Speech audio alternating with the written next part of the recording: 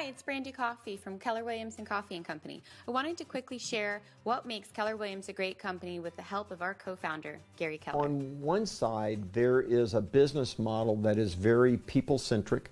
It's very real estate agent-centric, and then asking the agent to be very consumer-centric. There's a philosophy built inside this organization that people matter and that you should build an organization around people and succeed with them.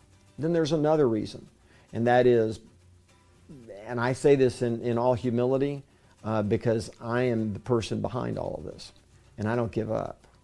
And I've been underestimated a lot in my life. But in the end, I want our firm to be successful. I want the people in our firm to be incredibly successful.